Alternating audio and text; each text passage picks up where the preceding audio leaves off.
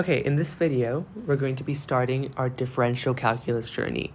And this is probably one of the most difficult concepts in AddMath, so feel free to ask me any questions regarding it after seeing the video. So let's start with the concept of limits. So let's imagine we have the function f of x is equal to x. And if we draw it on a coordinate plane, it's simple, it's just that whatever value of x you input will output that value in the y coordinates. So it's like if x is 2, then f of x is equal to 2, and so on. If x is negative 900, then f of x is negative 900, and you can see it by just a constant gradient like that. But what if we had the function f of x is equal to x squared over x? You might be thinking, well, there's an x that can be written as x times x over x, and you can just move it like that to make it x. So it's just the same thing as f of x. But if we were to draw it on a coordinate plane, it would look a little different. And you might be thinking, whoa, what's that? Why is there a circle in between? Well, just look at the function over here. Even though it simplifies to x, put 0 in there. What would you get? You'd get 0 over 0. You get x squared is 0 squared is just 0, divided by x, which in this case is 0, so 0 over 0. That's indeterminate. Indeterminate. So there actually isn't a value over there. This is where limits comes in. We can say, based on the fact that x is 0 in this case, when x is 0 there's no value, that the limit of x is tending towards 0 of x squared over x. And we can actually find this limit. So basically they're asking, when x is tending towards 0, what is the value of f of x? And you might be thinking, well, we can just substitute it in and we'll get the value. But as we already did, we get 0 over 0, which is indeterminate. There's no value. But we can still find the limit as x approaches 0. We can see that x is approaching 0 from both sides. We can see that it's approaching from the negative side and the positive side. So what happens if our value of x is 2? If x equals 2, f of x is equal to 2 squared over 2. So that's just equal to 4 over 2, which is 2. If x equals 1, f of x is equal to 1 squared over 1, which is just 1. If x is 0.5, and we just keep going closer and closer to 0, well, now we can just evaluate if f of x is equal to 0.5, and let me just get my calculator here so I can evaluate it. So,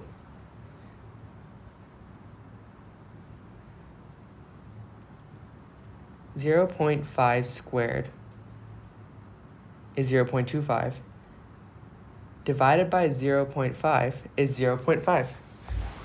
And we know that, as we had said before, because this simplifies to x, that means whatever value of x we put in will give us a value of y. So we could even say that x equals 0.0001 will give us a value of f of x being 0.0001, which means that as x gets closer and closer to 0, f of x also becomes closer and closer to 0, which makes sense. So we can say the limit of x is approaching 0 of x squared over x is equal to 0. And that makes sense because whatever value of x we put in will give us that value of f of x, except in this case, there isn't that value that exists. So limits approach from both sides, from the bottom and the top. Okay, so let's take one more example of limits. Let's say we had the function f of x is equal to x squared minus 1 divided by x minus 1. Okay, so the first thing we should notice is that when we have a denominator which has value of x, that means that there's always an asymptote or something like that. But we should also notice that this has a limit because we can simplify this. So x squared minus 1 when factored out is x plus 1, x minus 1, as it's the difference of two squares, which is divided by x minus 1. And these two can cancel out so that the remaining function is just x plus 1. And we can write x plus 1, we can draw x plus 1, as like this, where the point it meets the y-axis is at 0, 1. Now, that function is literally the same thing as this, except when we have an x value of 1, there's no value. And in this case, we're going to try and find the limit of this. So, well, what exactly can we do? Well, what we can do is approach it from both sides as before, from the bottom and the top, and see how close it gets to a specific value. So let's start with some big numbers. Well, let's first write the notation down. So the limit is x is tending towards 1, because when the denominator plugs in 1, when you plug in 1, the denominator turns 1 minus 1, which is just 0, which is undefined. And we have x squared minus 1 over x minus 1. So let's start with x being equal to 0. So when x is 0, well, f of x is 0 squared minus 1, which is negative 1, divided by 0 minus 1, which is just 1. So f of x is equal to 1. When x is 2, from the other side, let's look at it. F of x is equal to, well, 2 squared is just 4, 4 minus 1 is 3, and then it's divided by 2 minus 1, so it's just 3. Now, when we look at x is equal to 1.5, it gives us a value of f of x is equal to 2.5.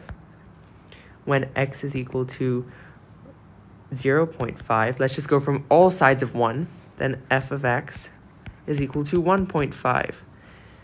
And we can go further in. Let's say x is equal to 1.8.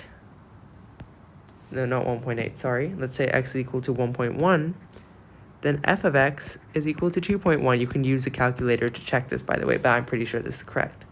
When x is equal to 0.99, f of x is equal to 1.99. The closer you get to 1 with x, it seems that it's tending towards the value of 2. So that means that this is equal to 2. And we found the limit over here. So that's basically limits, and in the next video, I'll explain how that's relevant when I go into first principle, which is the first step to understanding calculus. But other than that, thanks for watching this video, and see you in the next one.